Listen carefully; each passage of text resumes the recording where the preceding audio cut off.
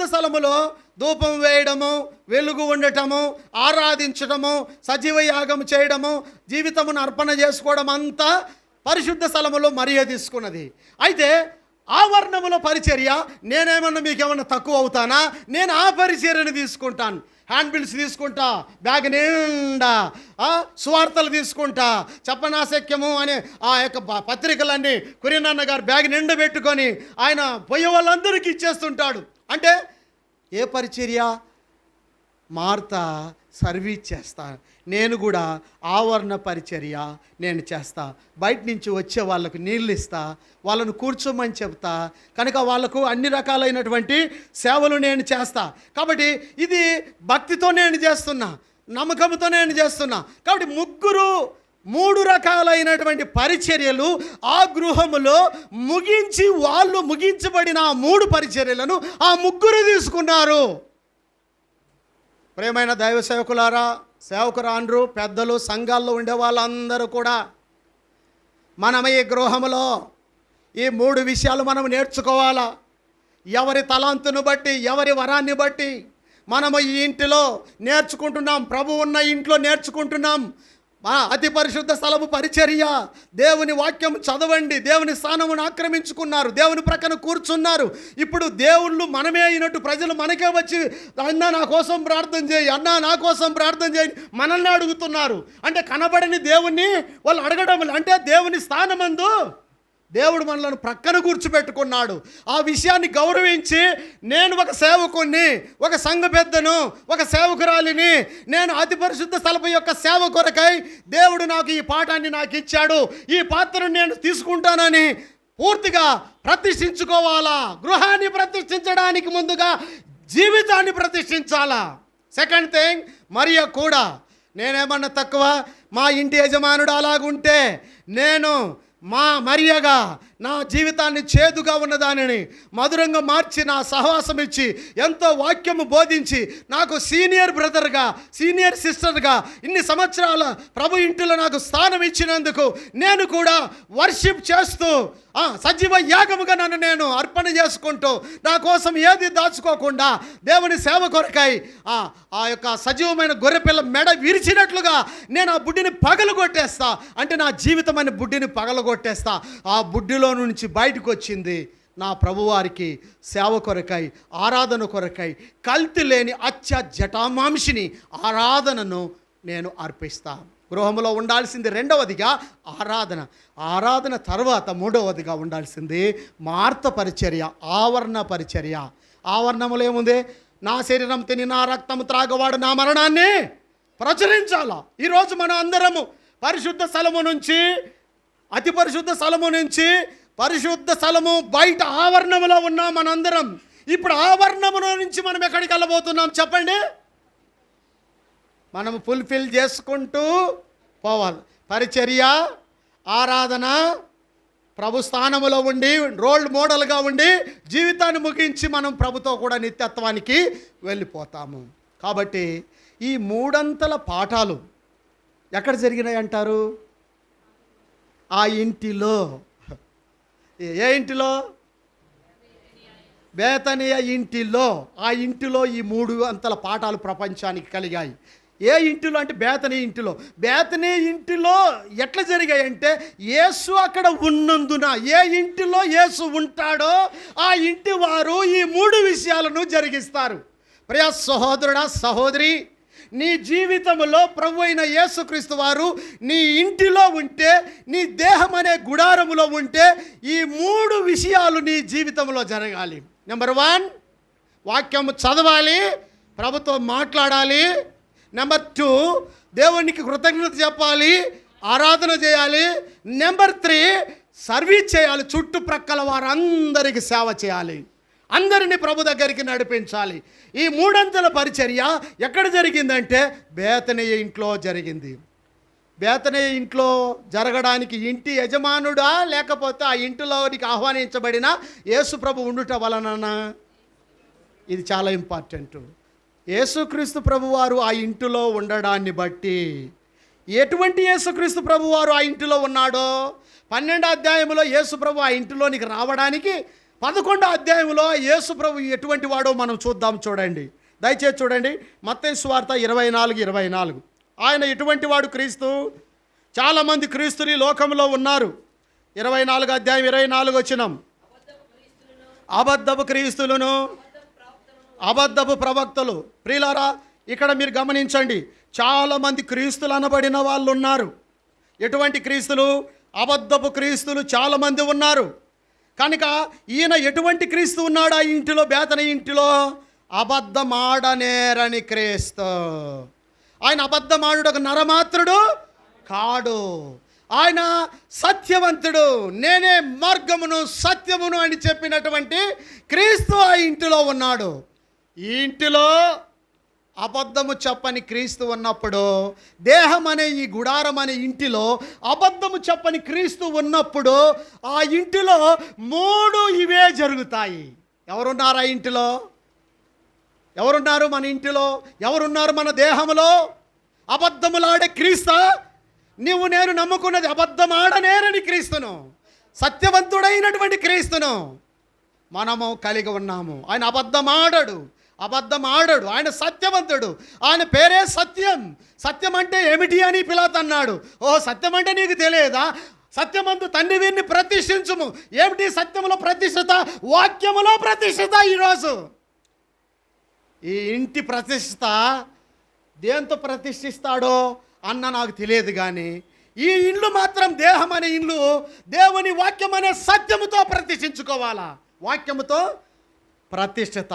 సత్యం అనే క్రీస్తు ఆ ఇంటిలో ఉన్నాడు. యోహాను సువార్త 11:25. యోహాను సువార్త 11వ అధ్యాయము. యేసు పునరుత్థానమును జీవమును నేనే. చాలు. రెండవదిగా ఎటువంటి క్రీస్తును కలిగి ఉన్నారు ఆ ఇంట్లో? పునరుత్థాన శక్తి గల క్రీస్తును. పునరుత్థానుడు, చనిపోయి లేచేవాడు, చనిపోయిన వారిని లేపేవాడు, పునరుత్థానుడైన క్రీస్తు. ఒకసారి ఒక దైవ సేవకుడు పుట్టపర్తి వెళ్ళాడు. పుట్టపర్తి వెళ్తే స్వార్థ అనంతపురం జిల్లంతా స్వార్థ అయిపోయింది. స్వార్థ అయిపోయిన తర్వాత ఆ ప్రేమ విందు పలానా రోజు అందరు రండి, స్వార్థ జిల్లంతా చెప్పాము కాబట్టి అని విక్టర్ గారు చెప్పారు. చెప్పిన తర్వాత ఒక పెద్ద బ్రదరు జాన్ పాల్ గారు అని ఉన్నారు. ఆయన కాఫీ పొడి వ్యాపారం చేస్తూ సేవకు వచ్చాడు.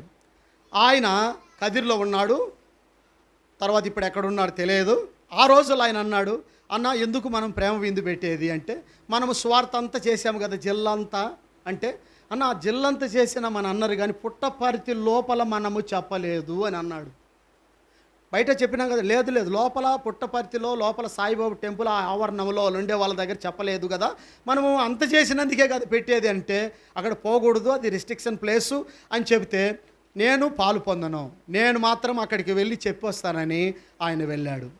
అక్కడికి వెళ్తే వాళ్ళందరూ పట్టుకొని ఆయన పత్రికలు చించేసి ఆ సాయిబాబా టెంపుల్, సాయిబాబా టెంపుల్లో ఆయన్ని చంపేశారు.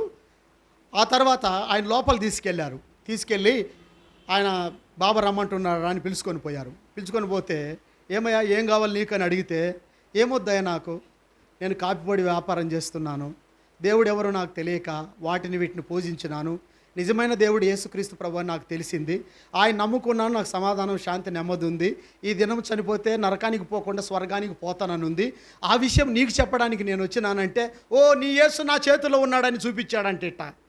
ఇట్టనే చూపించాడంట, ఇదిగో చూడని.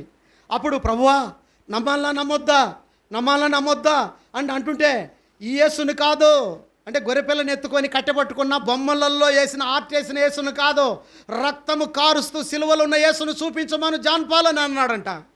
వెంటనే అన్నాడంట, ఈ యేసు కాదు, సిలువలో రక్తము కారుస్తూ నీ పాపముల కొరకు వ్రాలాడుతున్న యేసును చూపించు అని అన్నాడంట. అంటే చాలామంది మంత్రజ్ఞులు వీళ్ళందరూ కూడా ఆర్ట్ చేయబడినటువంటి బొమ్మలు వాళ్ళ దగ్గర పెట్టుకొని అవి చూపిస్తారు, కానీ సిలువలో వ్రేలాడుతున్న యేసును చూపించలేరు. కాబట్టి ఆయన పునరుత్థాన శక్తి కలిగినటువంటి క్రీస్తు. అంతేకాదు, అక్కడ సమాధి దగ్గరికి వచ్చాడు, లాజరు బయటికి రా అని పిలిచాడు. లాజరు బయటికి వచ్చాడు. అంటే నోటి మాటల్లో శక్తి కలిగిన క్రీస్తు. భూమి ఆకాశమును సృష్టించిన వాడు, ఆది యందు సమస్తమును కలగజేసినటువంటి వాడు, తన మహత్తు గల మాటల చేత సమస్తమును సృష్టించిన శక్తి గల క్రీస్తు ఆ ఇంటిలో ఉన్నప్పుడు ఈ 3 కార్యక్రమాలు మన జీవితంలో నుంచి బయటకు వస్తాయి. చాలామంది నామకార్థికంగా నేను యేసుక్రీస్తును కలిగి ఉన్నాను అంటే యేసుక్రీస్తు ఏ ఇంటిలో ఉంటాడో, ఏ స్థలములో ఉంటాడో ఆ ఇంటిలో నుంచి 3 సంగతులు బయటకు వస్తాయి. ఆ జీవితంలో నుంచి 3 సంగతులు వస్తాయి. ఇక్కడ మనం గమనించాలి, ఈ ఇంటిలో ఈ 3 సంగతులు ఉన్నాయి. ఈ ఇంటి వారు క్రీస్తు జ్ఞానమును గూర్చినటువంటి విషయము నింపుకున్నారు, వాక్యము నింపుకున్నారు, ఆరాధన నింపుకున్నారు, ఉపచారము, పరిచర్య, సేవ నింపుకున్నారు. యేసు ఉన్న ఇంటిలో ఆ ఇంటి వాళ్ళే కాదు, మరియ మార్త లాజరే కాదు, ప్రపంచంలో ఎవరైనా సరే యేసుక్రీస్తు ప్రభువారిని ఉన్న స్థలములో, ఇంటిలో, ఆయన మన ఇంటిలో ఉంటే మనకి 3 ఆశీర్వాదం వస్తుంది. మీరు ఇక్కడ గమనించాలా, యేసు ప్రభుతో 3.5 సంవత్సరాలు ఉండి తన ఇంటిలో ఏమి ఉంచుకున్నాడు? యూదా ఇస్కరియోతు ఇప్పుడు మాట్లాడుతున్నాడు. ఈ అత్తరు ఎందుకు 300 దేనారములకు అమ్మి బీదలకు ఇయ్యలేదు అని అనగానే బీదల పైన దయగలిగి కాదు, కానీ అతడు దొంగయు దోచుకొని వాడై ఉండి తన ఇంటి నిండా దొంగ డబ్బు నింపుకుంటున్న ఇల్లు వాడిది. చూసారా? మరియ మార్తల ఇల్లు ఏమిటి, ఇక్కడ యూదా ఇస్కరియోతు ఇల్లు ఈ అధ్యాయంలో ఏమిటి? యూదా ఇస్కరియోతు ఇంటిలో ధనము నింపుకున్న ఇల్లు, భౌతికమైన డబ్బు, ఆస్తులు, బంగారు, వెండి నింపుకున్న ఇల్లు. కానీ మరియా మార్త లాజరు ఇంటిలో భౌతికమైన ఆస్తి కాదు, కానీ ఆత్మ సంబంధమైన ఆస్తిని నింపుకున్న ఇల్లు. ఇదే చాప్టర్లో మనం చూస్తున్నాం. ప్రియమైన సహోదరి సహోదరులారా, మన ఇల్లు యూదా ఇస్కరియోతు ఇంటిలాగా ఉండకూడదు, ధనముతో నింపబడిన ఇల్లుగా ఉండకూడదు, మోసముతో అన్యాయంగా నింపబడిన ఇల్లుగా ఉండకూడదు. మన ఇల్లు పరసంబంధమైన ఐశ్వర్యముతోనూ నింపబడిన ఇల్లుగా, ఆత్మ సంబంధమైన ఐశ్వర్యముతో నింపబడిన ఇల్లుగా, మట్టి గట్టముల మాయమైశ్వర్యాన్ని మనం నింపుకోవాలి ఈ ఇంటి నిండా. కొందరి ఇంటి భౌతికమైన ఇంటి నిండా బీరువ నిండా డబ్బులే, బంగారే, వెండే, అన్ని విలువ కలిగిన పాత్రలే. కానీ ఈ దేహం అనే గుడారములో ఏముండవు చెప్పండి? ఐశ్వర్యం ఉండదు. కనుక మేము ఒట్టి చేతులతో పోతున్నామని ఇంటి నుంచి మీరు అనుకున్నారు. మేము ఒట్టి చేతులతో వెళ్ళడం లేదు. మేము దేవుని మాటలు మా హృదయంలో నింపుకున్నాము, దేవుని ఆరాధనతో మా హృదయాన్ని నింపుకున్నాము, దేవుని పరిచర్యతో మేము 3 ప్రతిష్ఠించుకొని ఇక్కడ నుండి మేము వెళ్ళిపోతున్నామని ప్రతిష్ఠించుకొని వెళ్ళిపోయారు.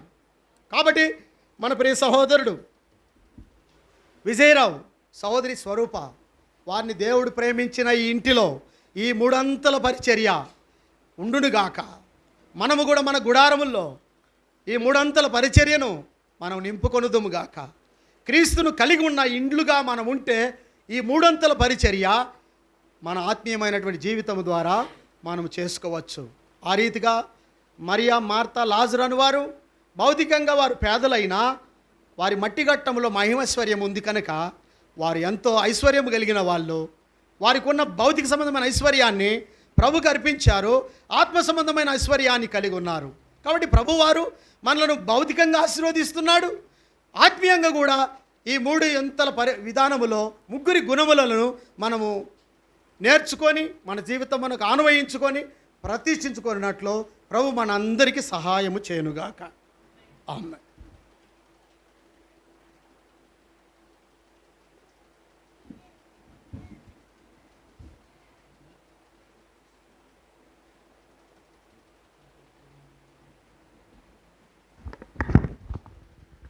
సమయంలో దేవుని వాక్య ప్రకారంగా ఈ నూతన గృహాన్ని ప్రతిష్ఠిస్తాం. ముందుగా ఈ సమయంలో ఒక 2 ప్రభుని ఆరాధిస్తారు. తదుపరి దంపతులుగా విజయరావన్న, స్వరూపక్క ఈ కుటుంబ పక్షంగా వారికి ప్రభు చేస్తూ వచ్చిన మేలును బట్టి వారు ప్రభును స్తుతిస్తారు. తదుపరి కురేన్ బదర్ మన మధ్యలో ఉన్నాడు, కొన్ని సంగతులు మనం వింటాం. ఒక 2 సహోదరులలో ఒక సహోదరుడు ఒక సహోదరి ప్రభుని ఆరాధించండి. తదుపరి 2 దంపతులు ప్రభుని ఆరాధిస్తారు.